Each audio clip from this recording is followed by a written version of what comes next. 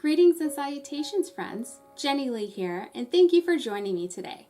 I hope you're doing well, and if you're new here, hi and welcome. We've been going through and doing episodes on the real serial killers that have been featured on my favorite spooky show, American Horror Story.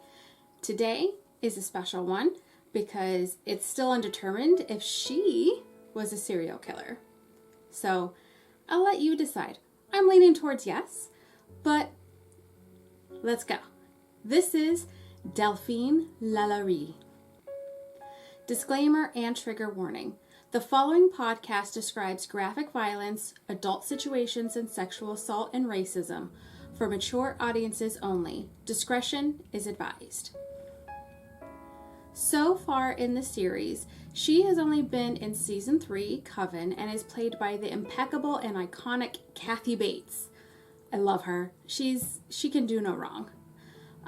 She also plays different characters throughout most of the seasons.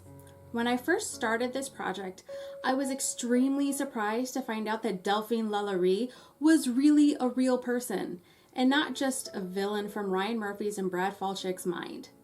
I will do my best not to spoil anything for anyone who hasn't seen the season, but I make no promises. Delphine was born on March 19th, 1787 in New Orleans, Spanish Louisiana, and was one of 5 children to Louis Bartholomew McCarthy. His father, Bartholomew McCarthy, brought the family to New Orleans from Ireland around 1730. And Maria Jeanine L'Arabe, who is also known as, quote, the widow of Le Comte. Louis was actually her second marriage. Delphine was 4 years old when the Haitian Revolution started in 1791, and that made the slaveholders in the southern United States and the Caribbean very, very on edge and scared of a rebellion or a resistance starting up, which they should have been scared. For one, slavery is awful and not okay by any means, and 2, they were vastly outnumbered. Delphine's uncle was actually killed in 1771 by his slaves during the Revolution that actually inspired the Mina Conspiracy in 1791, the Pont Coupe Conspiracy in 1794, and the 1811 German Coast Uprising, which were all caused by slaveholders abusing their workers to the extreme in an effort to stifle any thoughts of a rebellion. Imagine that. You're trying to stifle a rebellion and it causes a rebellion. Make it make sense. Anyway, because of the time frame that she grew up in, not much is known about her upbringing or her daily life. I'm fairly certain it was pretty typical for a budding socialite of the time, debutante balls and all that jazz. We do have to rely a lot on public records, and amongst those are marriage certificates. She married her first husband on June 11th, 1800 to Don Ramon de Lopez y Angelou, who was a high-ranking Spanish royal officer at the St. Louis Cathedral in New Orleans. At that time, Louisiana had become a Spanish colony in the 1760s when France was defeated in the 7 Years' War. In 1804, Don Ramon was appointed to be the consul general for Spain and was called back to Spain to appear at the court. While en route to Madrid with a very pregnant Delphine, he suddenly died in Havana. She gave birth a few days after his death to their daughter, Marie Borgia Delphine Lopez y Angelo de la Candelara, nicknamed Borquita. After she gave birth, the two of them headed home to New Orleans. In case you hadn't noticed, these names can be quite the mouthful of tongue twister variety. So I will do my best, as always, to make sure I pronounce everything accurately. If I don't, please don't come for me. I am trying. And it's been a very long day here at home. When I'm recording this, it's 9:30 at night, and I put on full makeup because I am dedicated to putting out creepy videos. And I adore every single one of you that has subscribed. I'm very appreciative of it. Anyway, on with the story. It's not a show, but it's a story. I feel like one of those story biscuits. Come around, kiddies. Let's talk about death. Oy. She actually got married to her second husband, Jean Blanc, in June 1808. He was a prominent person in the community, wearing many hats such as a banker, lawyer, slave merchant, and a legislator. Side note, when I was doing my research, they actually didn't call him a slave merchant. They just called him a merchant. And then when you looked into it more, he was selling people. That's a slave merchant. So just a side note, always double check your double checks. When they got married, he bought the house at 409 Royal Street for the family, and it later became known as Villa Blanc. Together they had 4 more children: Marie-Louise Pauline, Louise-Marie Laurie, Marie-Louise Janine, and Jean-Pierre Pauline Blanc. Jean died in 1816, and try as I may, I was unable to find a cause of death listed. It may have been chalked up because the modern medicine was still in its infancy. The fact that Delphine was able to have 5 children and survive is no less than a miracle for that time. Hygiene was not well practiced. Most of the time when a woman was giving birth, she was doing it in her own bed.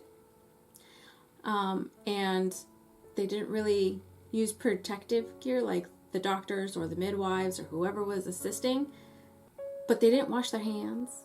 They didn't make sure the whole area was sanitized to stave off any type of infection. Pretty much, you got pregnant, it was good luck. Godspeed. Historically speaking, the Native Americans actually thought the colonials were gross because they often smelled like poop and didn't bathe often. That's a fact. It's a gross fact, but it's a fact. And it makes me truly appreciate indoor plumbing. Shout out to Isaiah Rogers. That's a Google fact for you.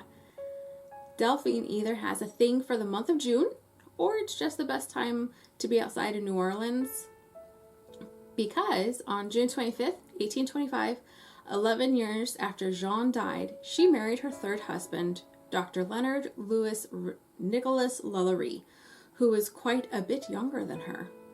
In 1832, she bought the property at 1140 Royal Street, which she actually managed under her own name with very little involvement from Leonard.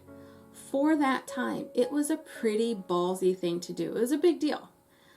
She had a 2-story mansion built, complete with slave quarters, and she lived there with Leonard and the 2 of her daughters, and held a central position in the New Orleans society at the time. And I say it's a big deal. So yes, it was common for women to run the households, but it wasn't common for them to manage the households. They are considered 2 different things. So running the households means you just make sure that, everything is going according to plan. Grocery shopping is being done, the housework's being done, all that fun stuff. Managing, it means you're also managing the finances. And a lot of times, in a lot of households in that time frame, only the men controlled the money. If they made the money, they controlled the money. So it's pretty big deal. I'm not saying go Delphine, but I'm kind of saying go Delphine. You manage that house, girl. Awful, evil witch bitch. Okay, anyway. In 1832, the marriage was starting to hit the rocks a little bit, and on November 16th, Delphine petitioned the First Judicial District Court for a separation. She claimed that he, quote, treated her in such a manner as to render her living together unsupportable, end quote. Claims that she made were actually verified by 3 of her children. The separation was apparently not permanent, though, because Leonard was at the house on the day of the fire. We'll get to that in a bit. Anywho, the couple kept the outside of the home pretty simple but elegant, but the select few who were invited inside would walk into a world of luxury. The house was specifically designed to be impressive. Hundreds of candles, great big chandeliers, mahogany doors that were actually hand-carved with flowers and ornate faces, which I'm sorry, I don't like faces on doors. I don't want my door watching me. It's weird. But pretty neat. architecturally speaking, pretty neat. The servants, or house slaves as they were referred to back then, would walk around with decadent food on delicate china, and the food would also be laid out on a grand table. Their floors were covered with plush, vibrant oriental rugs, and Madame Delphine took her role as socialite very seriously. And she wanted it to be her way to be the trendsetter for beauty, style, influence, and prestige. Her daughters eventually became known for their style and fine dresses. Her role as a supreme hostess, Delphine would pamper her guests as they ate, laughed, and danced all over the house. And because of all the pretty things that surrounded them, they had no clue about the dirty secret in the attic. Just a heads up, from this point on, we will be going over some of the more grotesque things that happened in her home and by her hand or order. Trust me, it's not pretty and beyond not okay. The accounts of Delphine's treatment of slaves between 1831 and 1834 differ depending on who you talk to. Harriet Monroe recounted tales told to her by New Orleans residents claiming to see the slaves, quote, singularly haggard and wretched, end quote. But like most abusive people, in public, Delphine would appear to be polite to the black people and other people's slaves, and would commonly ask about their well-being and health. Between 1830 and 1834, funeral registers documented the deaths of 12 slaves at the Royal Street Mansion, but the causes of death were not noted. Amongst the ones that were identified, there was Bonnie, a cook and laundress, and her 4 children, Juliet, Florence, Jules, and Lenite. Previously, Bonnie was enslaved by a refugee from Saint Dominique and was described as a, quote, chronic runaway, end quote, in her bill of sale. Some court records show Delphine freed 2 slaves, Jean-Louis in 1819 and de Vince in 1823. But the rumors of Delphine's mistreatment of slaves were widespread, and a local lawyer was sent to the mansion and was reminding her of the upkeep laws for slaves. And the lawyer found no evidence of wrongdoing or mistreatment of the slaves in the home.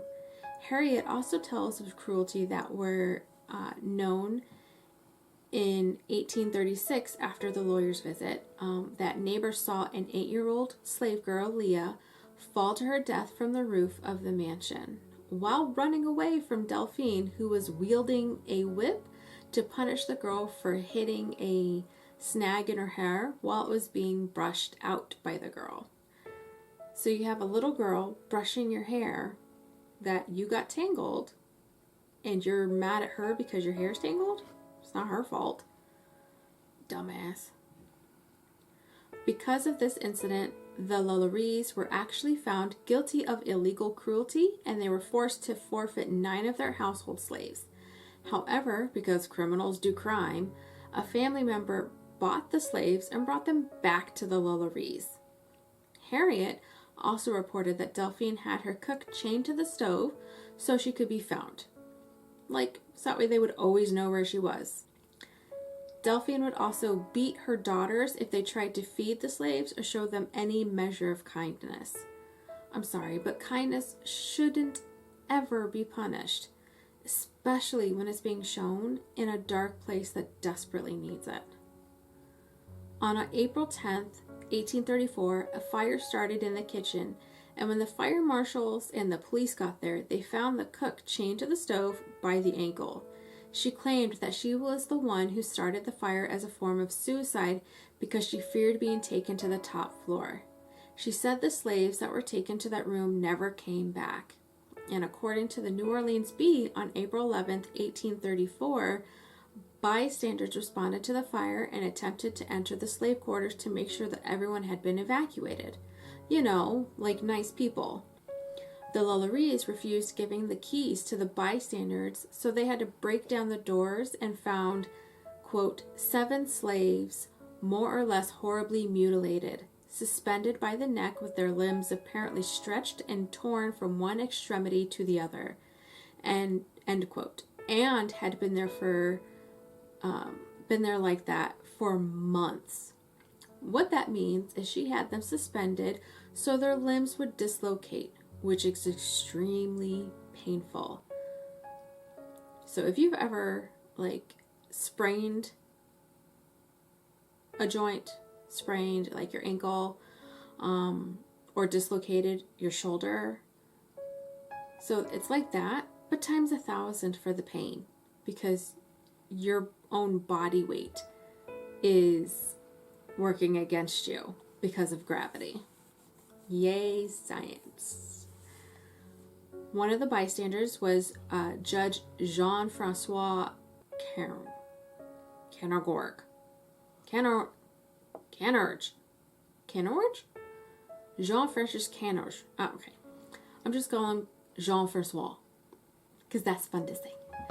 And he claimed to have found a, quote, negress wearing an iron collar and an old Negro woman who had received a very deep wound on her head and was too weak to be able to walk, end quote. The judge said that when he questioned Leonard about the abusive conditions, his response was, quote, some people had better stay at home rather than come to others' houses to dictate laws and meddle with other people's business, end quote. Essentially, mind your business. A similar version of this story is also circulating in 1836 with the added details that the slaves were emaciated, showing signs of being flayed with a whip, and were bound in restrictive postures and had actually worn spiked iron collars to keep their heads in one position. When the discovery of the room of carnage spread, a mob of local citizens attacked the LaLaurie manor and, quote, demolished and destroyed everything upon which they could lay their hands, end quote. The sheriff and his officers were called to disperse this mob, but by the time they got there, they were gone, and they left more damage in their wake. If this whole thing wasn't bad enough, in my opinion, the slaves that were rescued were taken to the local jail and were made available for public viewing. So that way, they claim it was in an effort to convince the public of the abuse, which I'm sure there's a measure of truth to that to an extent, but you didn't need to convince the public. You needed to convince the law. The Bee reported that about 4,000 people came by to see for themselves what had been done to these poor people. I guarantee you not a one of them deserved it. Not one. The Pittsford Sun, by way of the New Orleans Advertiser, reported that several weeks after the fire and the evacuation of the slaves, it claimed that 2 slaves that were rescued had died since the rescue, and they added that, quote, we understand that in digging the yard, bodies have been disinterred and the condemned well in the grounds of the mansion having been uncovered, others, particularly that of a child, were found, end quote. Essentially, they were digging up the yard of the mansion and they found bodies. But, as Hannah had previously said, there was only 2, and one of them was that little girl, Leah. It is reported that Delphine and her family fled the area while the mob was destroying the house, taking a stagecoach to the waterfront. Then they took a schooner to Mobile, Alabama, and then a ship to Paris. By the time Hannah had a chance to see the mansion in 1836, it was a shell of its former self, unoccupied and damaged with, quote, gaping windows and empty walls, end quote. Because of how luxurious the main floor was, I would not be surprised if the mob looted the place and took anything that wasn't damaged by the fire.